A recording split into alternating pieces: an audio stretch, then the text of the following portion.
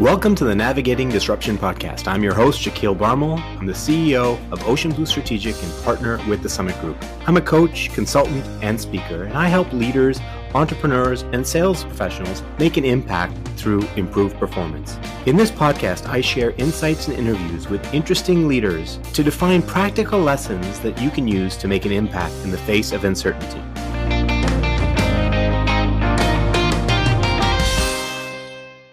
We are proud to be brought to you by the Summit Group.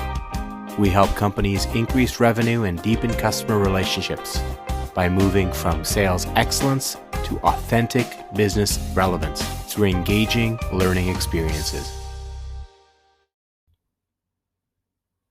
You just never know when you're going to find people that you so closely align with. I was first introduced to David Pyle, Senior Vice President at Cox Automotive, by my colleague at the Summit Group. David was on an executive panel I was moderating at the Global Strategic Account Management Association conference in 2020. His responses to my questions about leadership and customer collaboration were so insightful and reflective that I made a mental note to book some one-on-one time with him. And you get to listen to that conversation here. We chat about the power of self-reflection, the ability of leaders to hold opposites, the shifts in the movement industry, and how leaders can navigate this time of disruption. Enjoy the conversation. David, how are you today? Shaquille, I'm doing great. Privileged to be with you. Thank you. I'm really happy you agreed to have this conversation. We booked it a while ago, so I've been waiting for this date to come.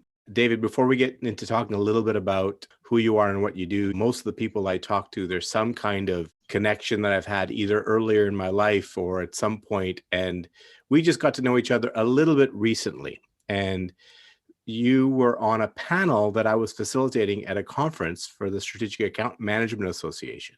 I don't know when that was now, probably November last year, I think. It seems like a year ago, but probably you're right. We were talking about co-creating value with customers. And David, the way that conversation went, I was just so intrigued and drawn into some of the comments you shared about leadership that I knew at that moment that I wanted to have a deeper conversation with you. So thank you for arranging to make your time available for this. I appreciate it. Well, it's good to be with you, and it's always good to reflect on your journey. And everybody has a story to share, and I'm really excited to share mine. Awesome. Well, tell me a bit about what you're doing now. What's your role? What the organization is? So the company I work for now is called Cox Automotive, and we're a division of Cox Enterprises, which historically has been a company that is centered around media. And it's interesting because foundationally and culturally, media is very disruptive. And so that's put into our organization some particular acumen around disruption that I found to be incredibly helpful these days. Our largest division these days is Cox Communications, which is a communications telecom company centered across many markets in the US. And then automotive is the one international part of Cox Enterprises. We operate domestically in the US, we operate in Canada, we have partnerships in Brazil and China and Southeast Asia, Australia, UK, Europe, India, across the globe. It's really an interesting organization to be a part of right now because automotive is transforming and regressing in some ways back to the original use case, which is how do we help people get around? So I'm sure we'll talk about that later. My specific role in the company is head of enterprise sales for our retail segment and our mobility division, which is a brand new division that's focused on some of the new form opportunities for transportation in the future around the globe, everything from new kinds of fleets to aerial to autonomous vehicles and a lot of other cool stuff. So, but I always say relative to what my role is, that what I really do and what I've always found myself doing in anything that I've done is that I take things from chaos to structure. Doesn't matter in any of the 17 roles that I've had at Cox Automotive over the past 22 years, I've always been taking something from chaos to structure. Interesting. That resonates with me. You know, when I was in my early 20s and I wrote my first cover letter, I wrote this line in that says, I take joy in moving from chaos and ambiguity to clarity. I was probably Wow. 23 when I wrote that sentence into my cover letter, and I was pretty proud of it. So I kept using that phrase. And then finally, when I got to business school, the career counselor there looked at my cover letter and scratched it out, saying, "You never want to say you take joy in chaos. That's not really a good message to send." So I took it out. But the truth is, I do enjoy coming to situations that are slightly disorganized, unclear, uncertain, and then working with people to bring clarity. So that's why I'm drawn to you. I didn't know that about you, but clearly there's higher forces at work when I get drawn to people who have the similar kind of view and perspective. Tell me a little bit more about your perspective on moving from chaos to structure. Well, I think that probably both of us, whether it's intentional or some sort of serendipity, we ended up focusing on chaos because there is a lot of it in our world and it's Mm, happening faster and faster. mhm, And I think what I most become concerned about is the effect that it has on people. Because at the end of the day, we're all still people trying to do a good job, trying to help other people, trying to capitalize on opportunities and trying to mhm. make the world a better place. But when I look at chaos and uncertainty and the things that we call VUCA, Yeah. volatility, uncertainty, complexity, and ambiguity, those seem to be things that are descending on our world at an increasingly more rapid pace. Mhm, And as I've worked with executives, one of the byproducts of the role that I have is my organization, we decided that we'd create a program to help train executives on how to deal with these things. mhm, It's not so much a leadership organization or course because there are many of those, and I don't know that we would have any sort of corner on the market or insights that would be revolutionary in terms of just pure leadership. But relative to disruption, it does require some different things. It requires a level of peace and humility. Sometimes is rare for executives to find. So interesting. So we're talking about words like chaos, peace, and humility, and those words kind of coexisting in a single conversation. That's kind of cool. That's kind of cool, David. So I think we've landed somewhere in the zone of a name of our episode that's going to be called, the word chaos has got to be in our It episode has to name. be there. There's no question. I so love it. let's go back in time. I don't know if you've listened to some of my other episodes, but I'm a really big believer that who we are and how we show up today in our leadership roles comes from experiences early in life, good, bad, or indifferent experiences, but they influence us. So if I can go back and you pick the time in your life, childhood, adolescence, early career, is there a memory, an experience, a person, a defining moment that you feel has kind of stuck with you over the years and somehow influences your leadership and the way you show up? Yeah, there's one core story that I'd love to share, but you jogged my memory though when you were sharing about your cover letter and Yeah. what you put in there. And it's such a fascinating story because I do agree that there are glimpses of our future selves that we have when we were young that sometimes we don't even appreciate at the time. And I'll never forget in my high school yearbook, maybe yours was like this too, you would put a quote, it'd be a very Exactly. simple quote about Yeah. something. And I didn't know myself to save myself at that point when Yeah. I was 18 years old. But the quote that I put in my yearbook was actually very appropriate. It was, "The greatest joy in life is to do what others say cannot be done." Hmm. And if there's anything that encapsulates probably motivation for me, it's a combination of growth and transcendency. And we may talk Mhm. about this later. There's multiple pathways to motivation that I've learned. And I think it's a fascinating journey for the leader to explore how they motivate people. But for me, growth and transcendency are really important. So doing something that people say cannot be done has always been something pretty motivating for me. My wife she calls it the big red button. She's like, don't Hmm. push the big red button because whatever it'll take, David will go try to find that thing and make it happen. So I love that story. But I'd say the one defining moment for me, I can narrow down and I can even envision this in my mind right now, Shaquille.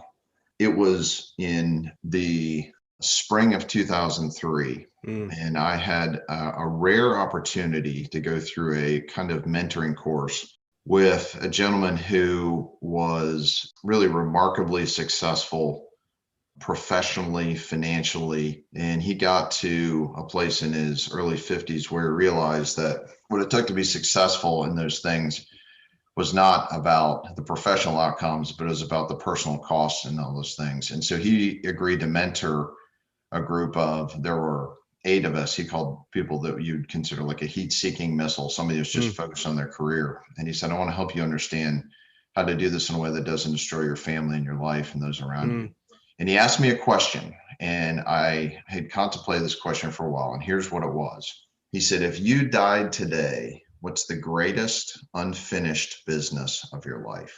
mm, And I took that question to heart because I really wanted to understand not the surface level of what that was, but deep inside me, what was the thing that really was driving me? And on this day in the spring of 2003, I remember pulling out of my driveway, went down to the end of my neighborhood, and I turned left and I was driving on the road. That was the point where the real answer hit me. And it wasn't to grow old with my wife. It mm, wasn't to walk my daughter down the aisle one day. It wasn't to see my sons grow up and become fathers. It wasn't anything related to my family or my community or the people I loved. It was essentially a professional ambition. mm, And I was embarrassed really about what it was. And if I was going to summarize in effect what that motivation was, that unfinished business, it was to get myself promoted.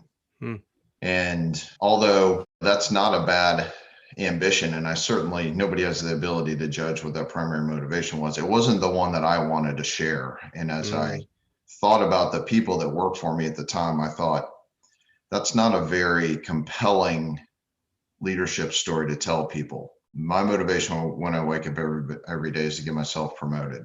mm, And what that led to is really an exploration for how I can change this and what can I do differently. mm, And it led to a couple of outcomes. One is I was reading the book Purpose Driven Life by Rick Warren. And the very first page, the very first sentence, he says, it's not about you.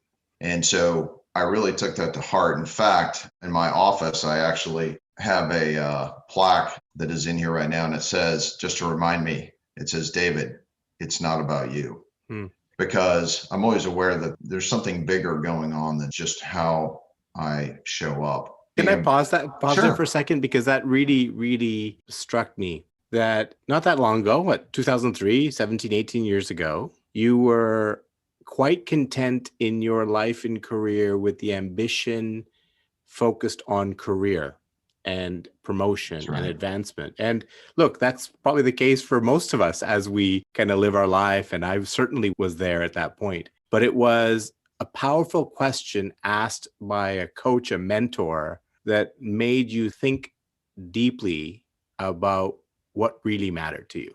Right. And that struck me because I find that thoughtful, powerful questions are sometimes the greatest gift we can ever be given.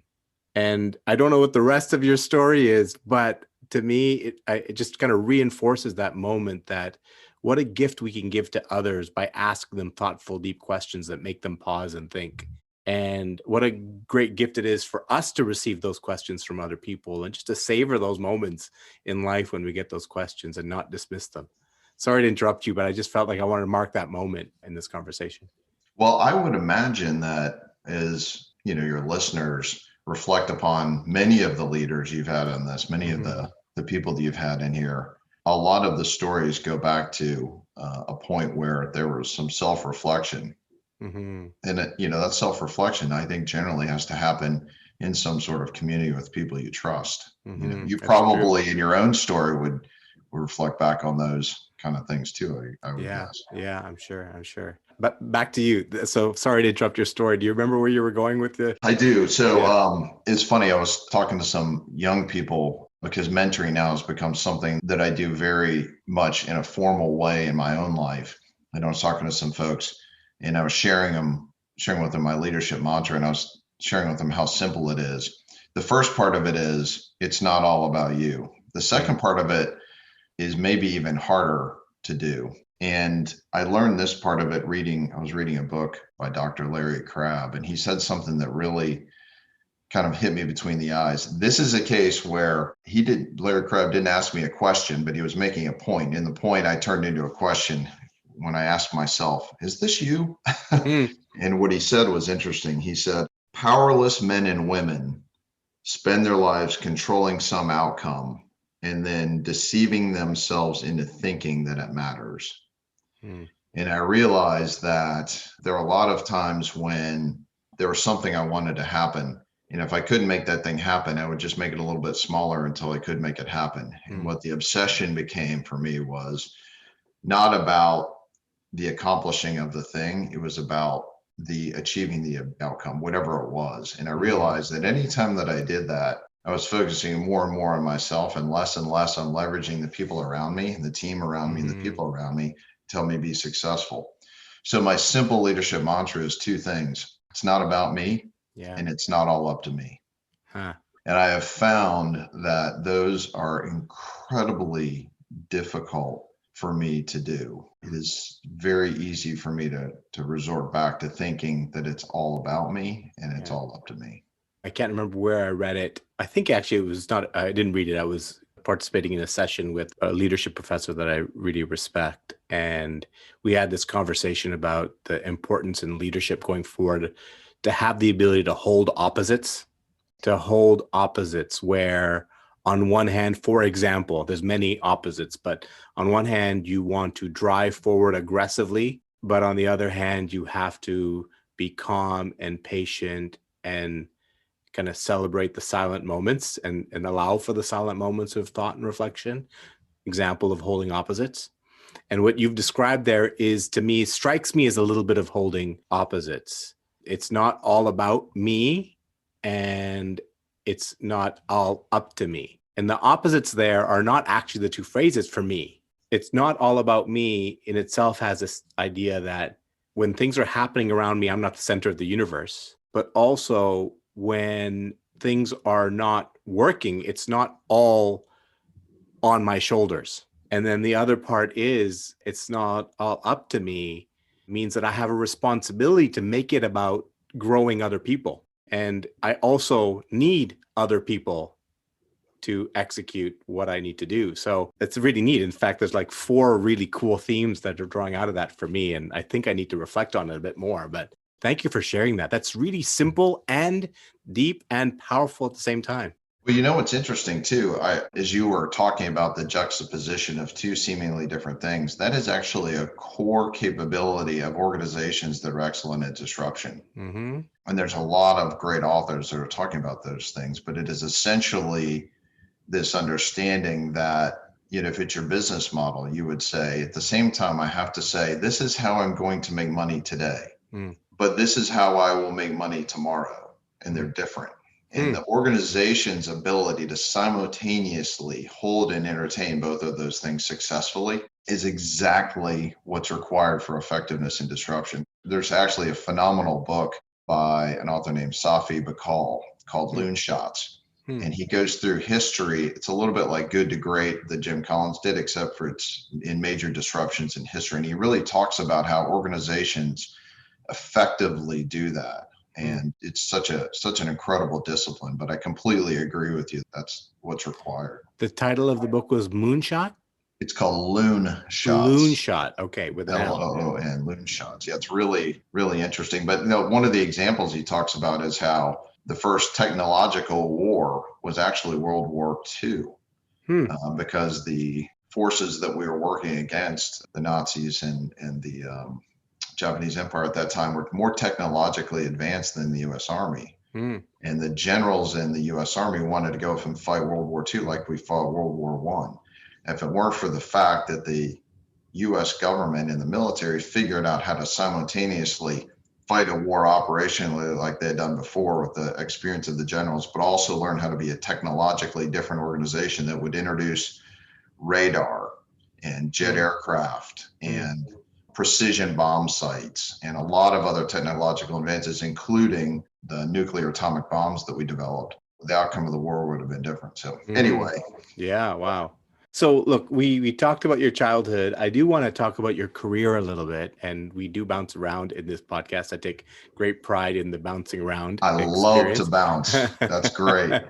So looking at the dates on your LinkedIn profile, I think our career timings were very similar. I think we graduated from high school and university around the same time. I entered the retail, automotive, kind of gas station industry. You also entered in the automotive industry. I think I saw you were in the tire business. It So you was, yep. you entered. For So sure. what drew you to the automotive industry when you came out of university?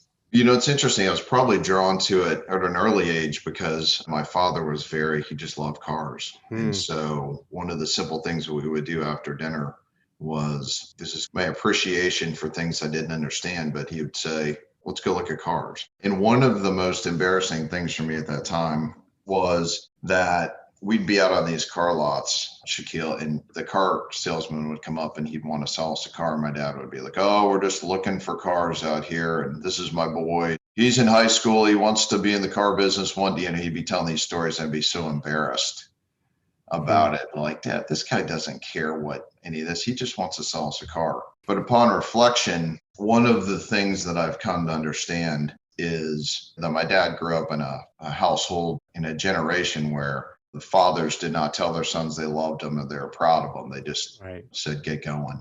Yeah. And so for him, I categorize him, he was the first generation of men who could tell their sons they loved him. He just didn't know Hmm. how to do it. So that was Hmm. his way of doing it. So there's always been a place in my heart that very much appreciated the courage that he had to do that. And so that tied closely to the automotive industry. Of course, I love cars too. And when you're 18 years old, you think, well, if I love cars, the best thing to do is be in the car business. And Hmm. so there I set off on my education. Probably the very first and best education I had actually was to go sell cars. Hmm. And I thought, well, I know a lot about cars. I'll do a fantastic job of selling cars. And as it turned out, I'll never forget the very first product test I had. I was selling Lincoln Mercuries in South Atlanta. We took a product test, Shaquille, and I was the top scoring person. Huh. And I looked down the list at the lowest scoring, and it happened to be juxtaposed against the sales numbers. Uh-huh. And it turned out that the person that scored lowest on the test was the highest performing salesperson. And it Huh. worked in verse. I was the lowest performing salesperson, but I knew the most about the product.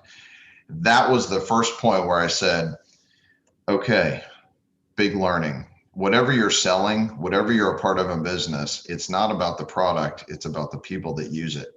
Get to know them. That's more important than the product. Wow. Wow, that is such a powerful insight, and what an interesting way to experience it and make the connection and back to it's not about you, right? That's It's right. not about you. It's not about the product you sell. It's not about the company you represent. It's about who you're engaging with, who you're supporting, who you're trying to create value for. Wow, that is really a powerful moment. Who designed that test, and was that their intention?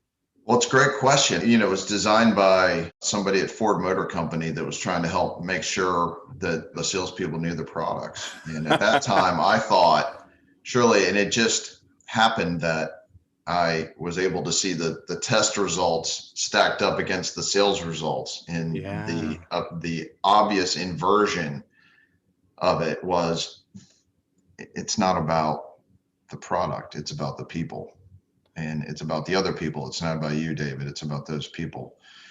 And then I realized, whew, boy, I've got a lot to learn here. But Yeah. I just became incredibly fascinated with the engagement of people in transportation. So that love of cars turned into a love of people and an opportunity to do things. And as I continued in that career, I ended up in service businesses and was a part of the service side of the industry for a while.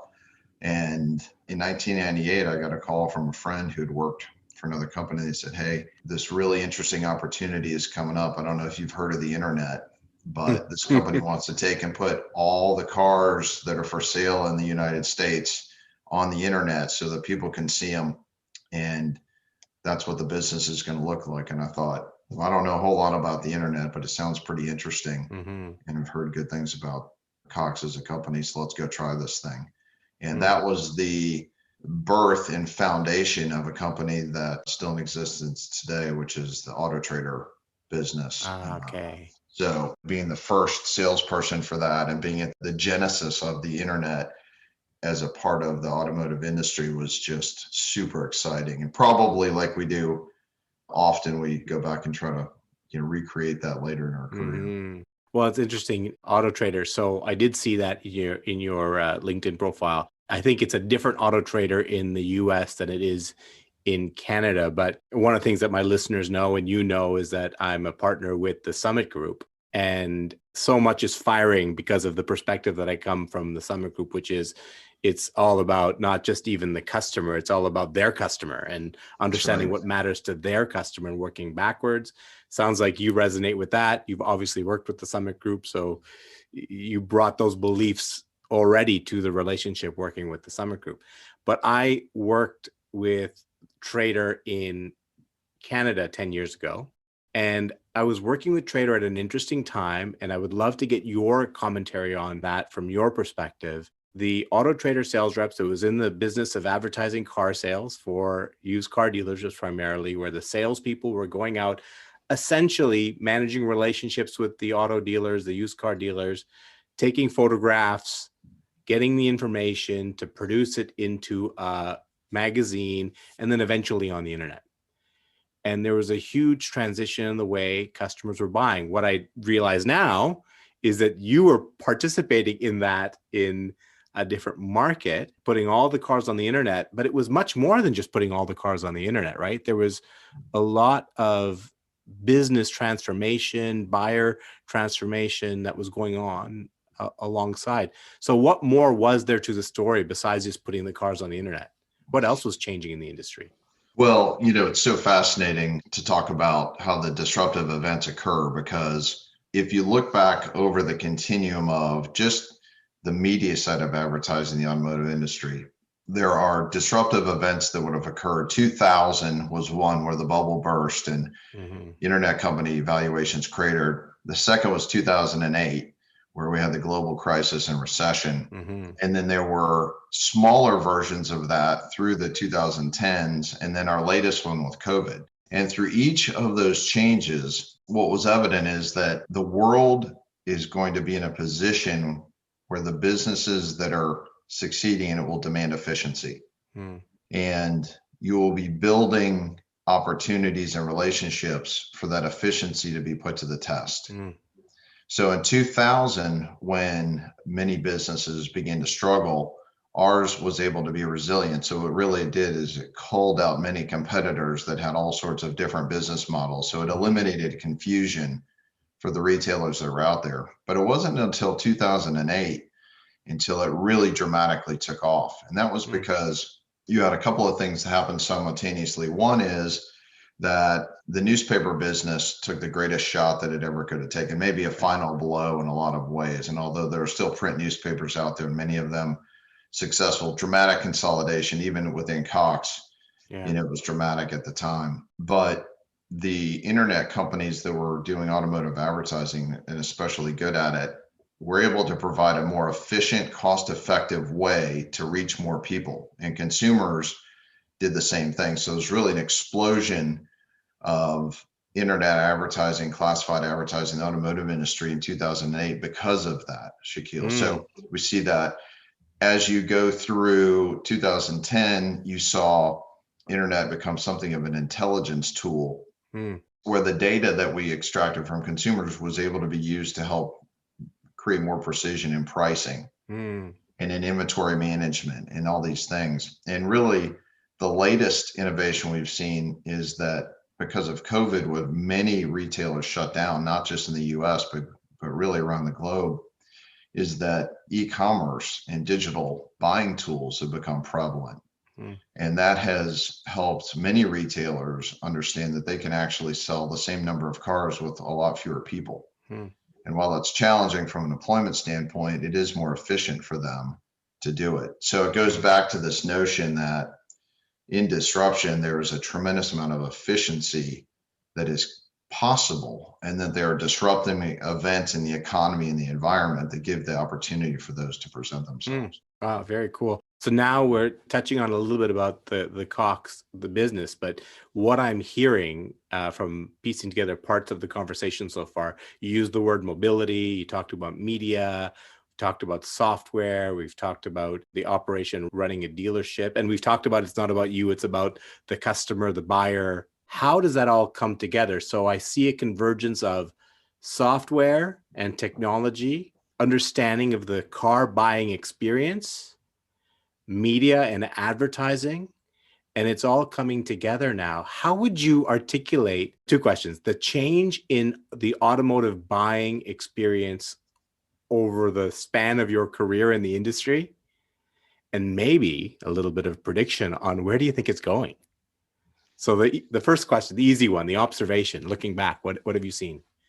Well, it's really interesting. If you go all the way back to the beginning of the automotive industry, there's so many things that come back around. Really, the genesis of the automotive industry was back in 1903. Hmm. And there's a fascinating story about Henry Ford, because the Ford Motor Company that's in existence today is actually the third one that Hmm. Henry Ford started. Oh. It wasn't the first one. The product was the same every time, but the third company is the only one that made it. And the reason it made it is that he actually hired a gentleman named Henry Cousins. Hmm. And Henry was the one that went out and said, how do we actually create a sales network for these?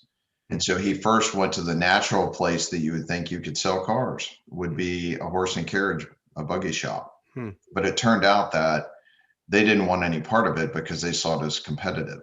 So into the next best place, which were bicycle shops. They didn't see it as competitive. They saw it as additive to transportation, not in competition with the bicycle. And they also had some of the mechanical ability to actually work on the cars, assemble them, and make them go. And that was how the foundation of it began. So the incumbent, which is the horse and buggy, rejected the opportunity for cars and handed it to somebody else.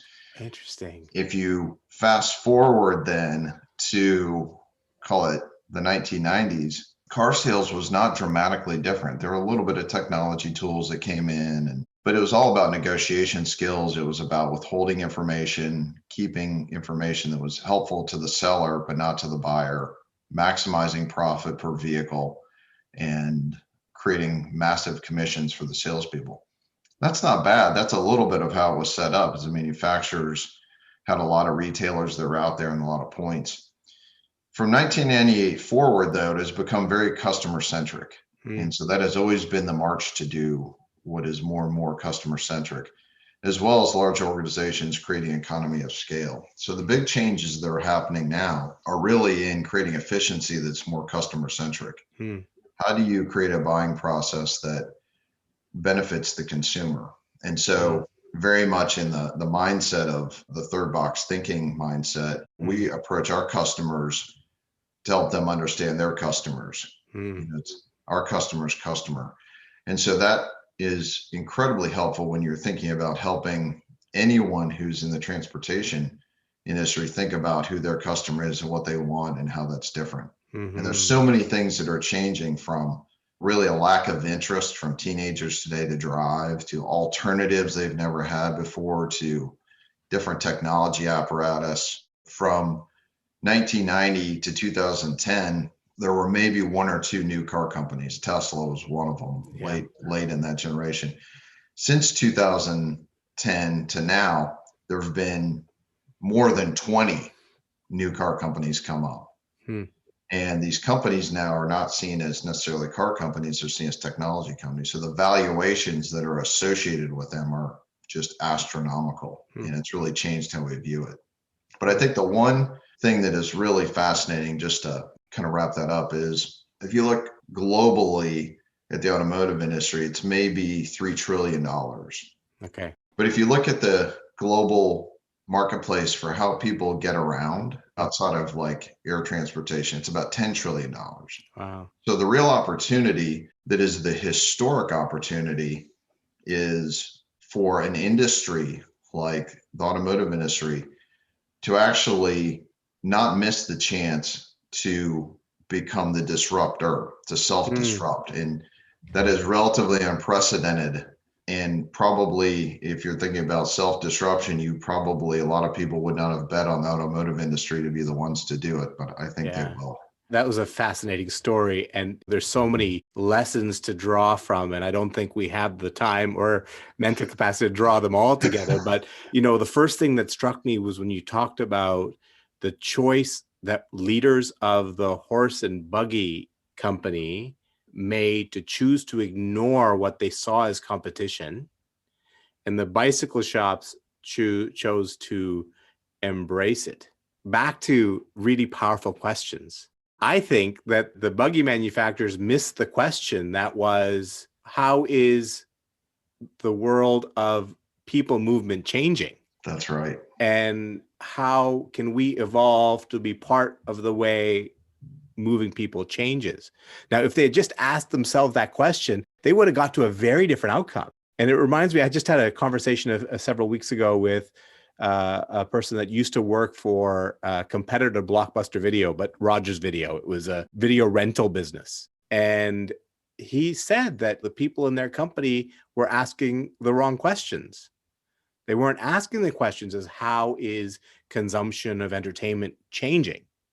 They were focused on, how do we protect our core business operation of renting videos?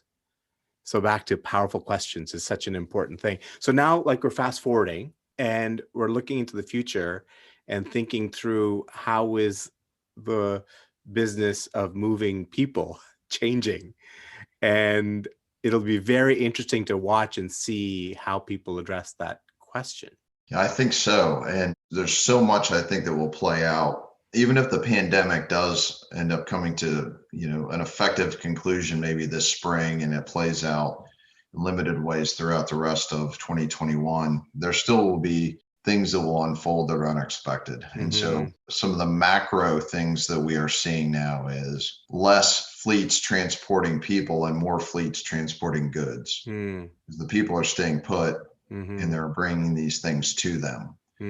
So that definitely changes the nature of what moving things around looks like. You also will see autonomous continue to move, but there's still a lot of unknowns in terms of regulation and technology development and consumer adoption and embracing these things.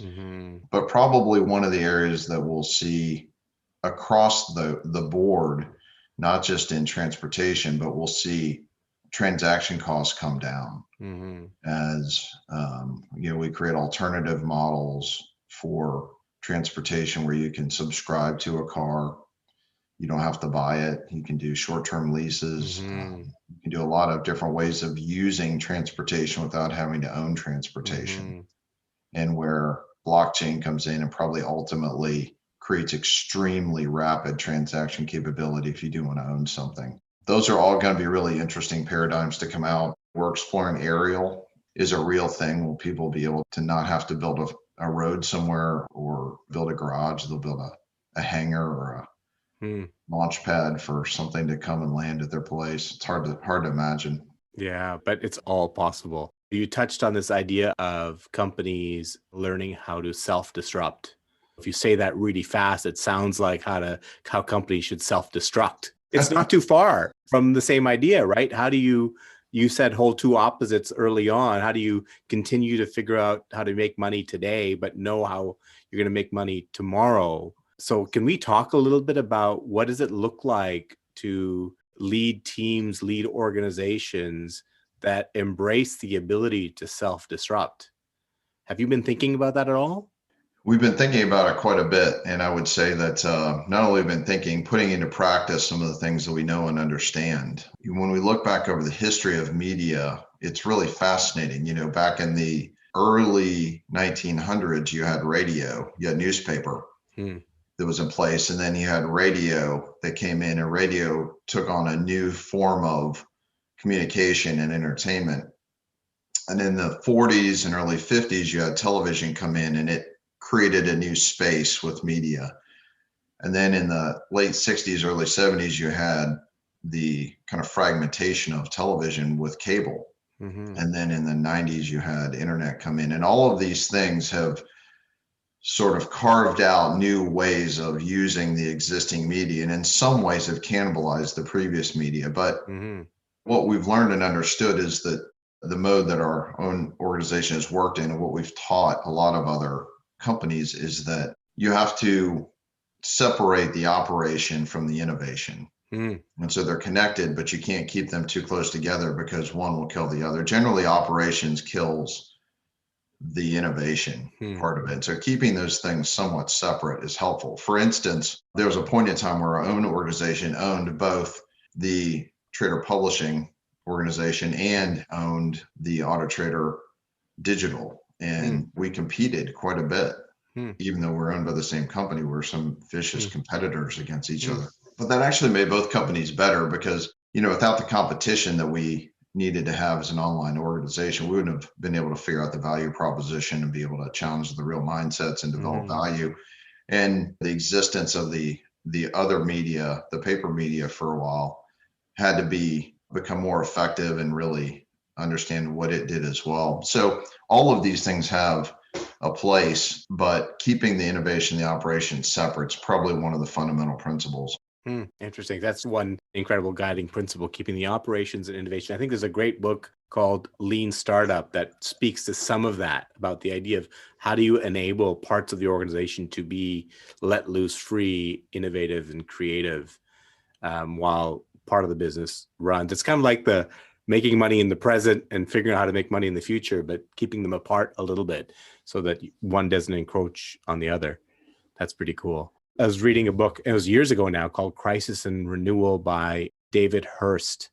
I was reading it in business school, so that was a while ago. And it compared the idea of a forest fire as being a crisis, but how the period after the fire spurned a renewal, and renewal in the form of soil being turned over, nutrients being added to the soil, new insects coming out from under the wood they had been living under, and new plants growing. And it actually turned into renewal, or growth.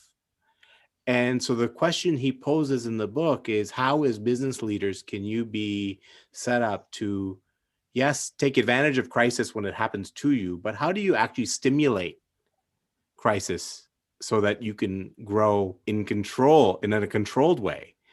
I don't think the word disruption existed back then when that book was written, but it's certainly that's what he was talking about. Do you have any thoughts, any stories and experiences, even a small anecdote of how you've seen the crisis and the creativity kind of show itself in your team, in your organization? There's a few things that I would say that I think either nobody's an expert in this or everybody is, Mm-hmm. Shaquille. Mm-hmm. So I think it's hard. It's helpful to share experiences, and it's probably not helpful to be too prescriptive on what all this stuff looks like. But there's a few things that I've learned that I've put into practice that either align to my leadership style, to the culture of our organization, that help us Mm-hmm. be successful. But one of the things specific to what you were talking about is a notion from the book Essentialism by Greg McKeown. And I love Okay. this book because he just really talks about focusing on what's important, making brutal decisions Hmm. on protecting those things. I have 5 different quotes that I've heard that change my mind immediately. Very Hmm. rarely do you hear something, but these are so powerful. And what Greg said in this is that the ability to choose can never be lost. It can only be forgotten. Hmm. And what I believe happens in those moments after a crisis is that we do go reevaluate our opportunity to make decisions that we'd forgotten we could make. Yeah. So for me, for us, I think it is always helpful to think, well, we could do that, or we could decide that that's not what we want to do, or we could decide to try to do this. And so we really open our aperture of what could be done and what is Hmm. possible, and think more creatively and more broadly than we would have before. So I really believe that that notion of not just surviving the crisis, but also capitalizing on it afterward is really important. Yeah, I think, and that's really something we're all doing, whether it's for our own lives, but also for our families and our businesses and our communities and the world. And I really am impressed by the way most large organizations and individual people are embracing that opportunity in this time. Certainly, there are people going through tremendous difficulty, illness, and loss, and I do not want to downplay that. But there are, I feel, enough people that are looking for how can we get better because of this. And that's really going to be powerful for all of us and our children going forward. Yeah. Yeah, I'm very hopeful that's the case too, that this is one of those forces that will unite us, Yeah. not divide us. Yeah.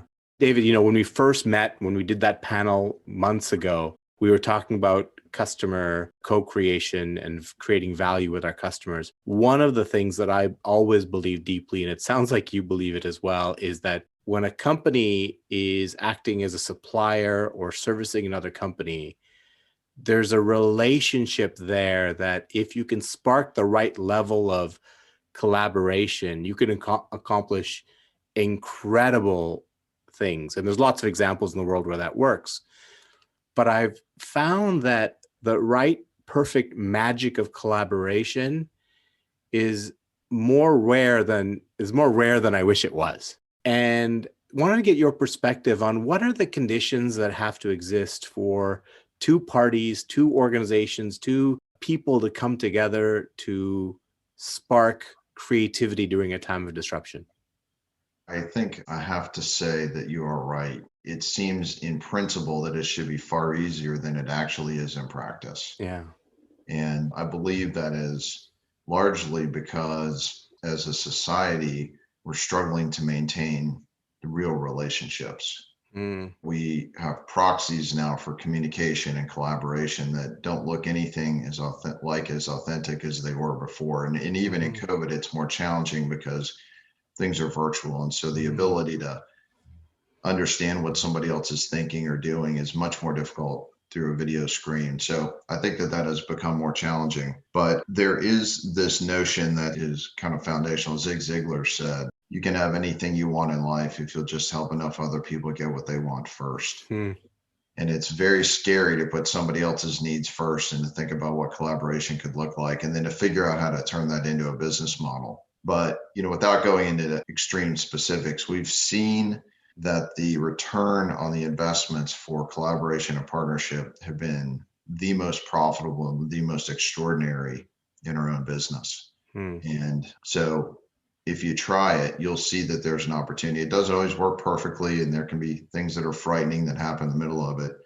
But I don't think there actually is another way. Things move yeah. too fast for us to just believe that we're going to be able to do it all ourselves. It's interesting. What I've heard in what you just said is undertones of that leadership principle of yours, which is it's not all about me.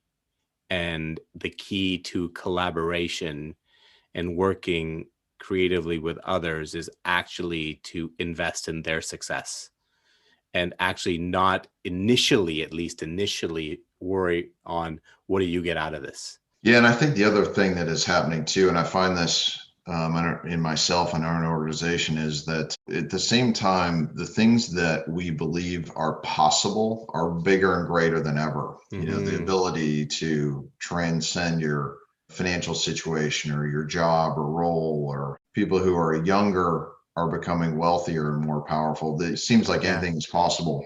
But what is not changing is the fact that we have to be able to endure challenge and struggle. Hmm. And so I think about the fact that in our own organization, the mantra we have is really that Simon Sinek said this. He said, innovation is not born of the dream, it's born of the struggle. And so actually preparing our organization, preparing us individually to struggle and have challenges is the current focus. In fact, in our priorities for my organization, this year, we have a fourth priority that's focused on team health and wellness and success in this environment. And we're finding an unbelievable amount of support and interest in how do we manage and become more effective in this time? How do we struggle well? How do we struggle well? That's a good one. If we ever get back to the world of having large gatherings and weddings, one of the things I tend to be drawn on in my family is being the MC of many of my relatives' weddings. And so I always struggle to find the perfect quote. I'm going to call you next time. I got to write a speech because I you have a got list of these things. it's amazing. It's amazing. And we both have a really great relationship with a gentleman, Phil Sterland. And I've always believed he is one of the most well-read people. Phil will be listening to this, I'm sure. And I agree with you. let me just say that I think I've met Phil's match here.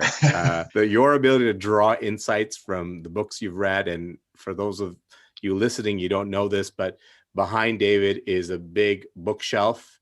And I actually, for the first time, believe that I'm talking to somebody that's actually read all the books on that bookshelf. So that's really incredible. That is true. David, let's wrap up this conversation with this one question: is what advice do you have for leaders as they're facing the next several years? What's, one thing that you would love to share with them to think about as they're planning how to lead this week? I'll share something that I would say is something that I know and understand better now, but I have not fully understood how to implement. And so I say this in a way to maybe appeal to the broader audience of leaders to work together as a community to help do these things well. And it's this idea. Dr. Steve Robbins is an author. He wrote the book What If, and he's a neuropsychologist. And so he's very astute in terms of how people work together. And what he says is this, that there's a foundational need that all people have. That need is to belong to a tribe and to be valued by a tribe. In other words, when we think about the organizations we work for, the teams we're a part of, the culture that we have, the family that we're a part of, we need to understand that we belong to that tribe and that tribe finds value in us. And so as a leader, what I'm working overtime to do is to make sure that my team knows that they're a part of something and that they're valued by it. And so finding a way to communicate that is important. What that allows for is the ability to give really direct feedback that is real, in the moment, very specific, and can help improve performance and feedback. So the more specifically somebody knows and understands they're part of the tribe and that they're valued by it, the more specific your feedback can be and the more helpful you can be at time, and the less hesitant you will be to speak your mind about what needs to happen. I think not only as a business, but as a business community and citizens of this planet, the more that we can figure out how to do that and create that, the more effective we're going to be at creating a better world for all of us. Oh, that's fantastic. What a great way to finish this conversation. David, thank you so much for your time. That was an intellectually packed and very enjoyable hour that I'm very grateful to have had. So thank you so much for sharing your thoughts, wisdom, and exploring with me. It's a pleasure, Shaquille. Thank you for letting me be a part of this, and I look forward to talking again soon. Yeah, have a great day. This is definitely one of those episodes you will want to listen to again. I'm so fortunate to get to meet incredible people and leaders in my work. There is so much wisdom in David's words, it's really hard to pull out just a few takeaways. But here it goes. David talked about the mentor early in his career, around 2003, that asked him the question, what would he regret most not accomplishing if he died tomorrow? David did not like his answer to that question. So he worked to rewire his life and his priorities. So once again, it validates for me the transformation available to all of us that can be unleashed with a powerful question. He talked about how he formed his 2 leadership principles. Gosh, so simple, but so powerful. Number 1, it's not all about you. And 2, it's not all up to you. Gosh, those are really, really powerful words. Simple and really impactful. He shared with us the story about how he first learned that systems were set up to reward people and organizations to know the product, to know their company. But instead, success really goes to people over the long term who spend more time getting to know their customer and their customer's customer than they do spending time learning about their own product. He learned that early in his career, and it's something I believe very deeply, and incredible how he shared that story. I loved his final comment. Make your team feel like they are part of something and that they are valued members of that something. I hope you enjoyed this conversation. Have a great day. Thank you for listening. If you enjoyed this episode, please rate, review, or share it. I want to say thank you to one of my favorite bands, Late Night Conversations, for sharing their song Chaos with me and letting me use it in this episode. You can learn more about them on Instagram at LNC Connected. And here's more of their song Chaos to take you out.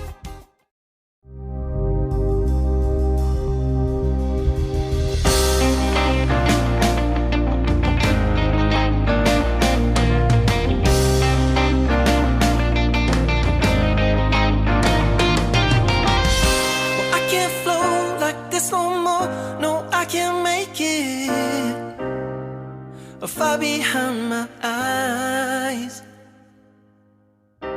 Mediation, suffocation, it'll break me. Information in disguise.